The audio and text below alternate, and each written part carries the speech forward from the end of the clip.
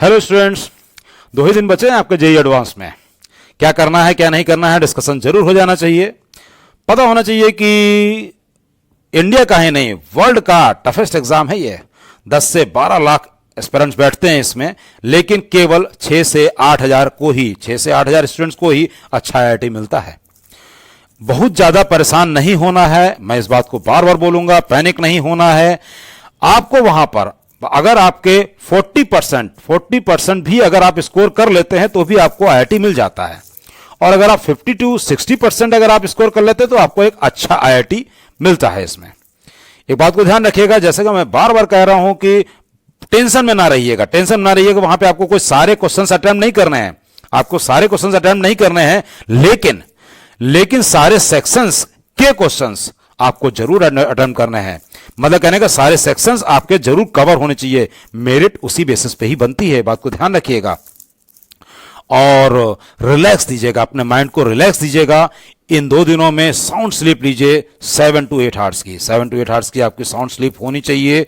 और आपका 2 शिफ्ट में पेपर होगा, तो जो बीच में जो गैप मिलेगा आपको 2 घंटे का, उस गैप में ये नहीं कि आप कुछ जंक फूड वगैरह लेने लगे, बिल्कुल नहीं।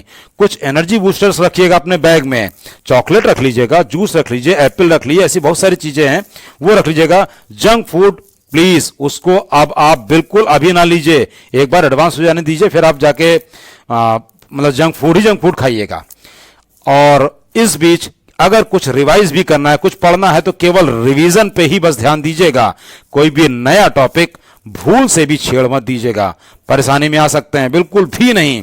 आपको मेंटली इस वक्त बहुत सॉलिड होना है, बिल्कुल बहुत सॉलिड होना है कि हाँ, मतलब कहने का कोई भी निगेटिविटी नहीं आनी चाहिए दिमाग में। पॉजिटिव रहना चाहिए कि हाँ मैं तो पेपर कर ही लूंगा, मैं बढ़िया पेपर ही करके आऊंगा। लेकिन उसके लिए जरूरी है कि कोई सिली मिस्टेक ना हो बच्चों। सिली मिस्टेक हो गई तो भाई उसके लिए तो कोई माफी नहीं है, उसके लिए कोई माफी नहीं है। सिली मिस्टेक कैसे नहीं होगी, इसके लिए करना क्या है, अभी ये 2 दिन है आपके पास।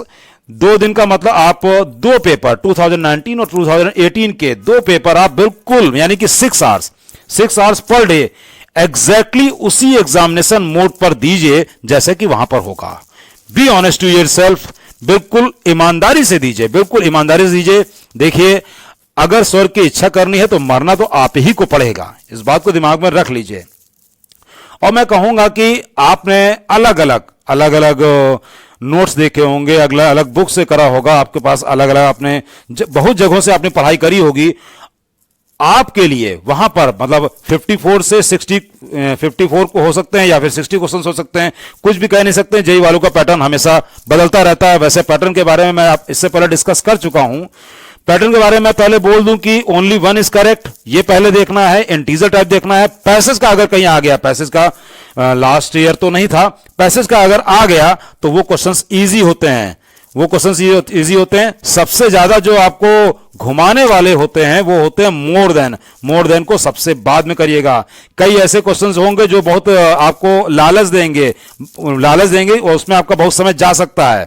तो मैं ये कह रहा था कि आपने अलग अलग जगह से पढ़ाई करी है, वहां पे जितने भी क्वेश्चंस होंगे उसका 40% क्वेश्चंस ऐसे जरूर होंगे जो कि केवल आपके लिए ही बने हैं। आपको देख के लग जाएगा कि हां, इस टाइप के क्वेश्चंस आपने किए हैं।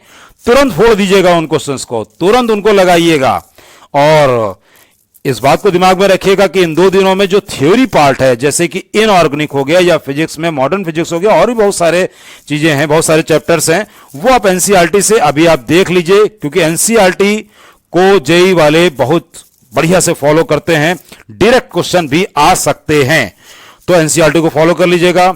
और फिर से मैं बोलूंगा कि अभी आपकी एज ही कितनी है, 18-19 साल के हैं अभी आप। ये कोई लास्ट पड़ाव नहीं है। ये ना सोचिए कि अगर नहीं होगा तो क्या होगा, ये सोच के तो आपको अंदर और निगेटिविटी आ जाएगी। केएफसी आप लोग मोस्टली लोग जाते होंगे, केंटकी फ्राइड चिकन। आपको पता होना चाहिए कि जो इसके ओनर है, जो जिन्होंने इसको बनाया है, जब 50 इयर्स 50 साल से ज्यादा एज हो गई तब उन्होंने इसकी स्टार्टिंग करी थी। और आज ये वर्ल्ड वाइड इतना फैल चुका है कि अगर वो बंदा चाहे तो सारी की सारी फ्रेंचाइजी में वो इस जन्म में वो घूम भी नहीं सकता है। तो समझ लीजिए कि आपके लिए भी ऊपर वाले ने कुछ ना कुछ बहुत अच्छा जरूर लिख रखा है। तो बहुत परेशान होने की जरूरत नहीं है, बस अपना काम ईमानदारी से करिए, ऊपर वाले पे भरोसा रखिए कि वो जो करेगा अच्छा करेगा। ऑल द बेस्ट बेटा, best of luck, thank you.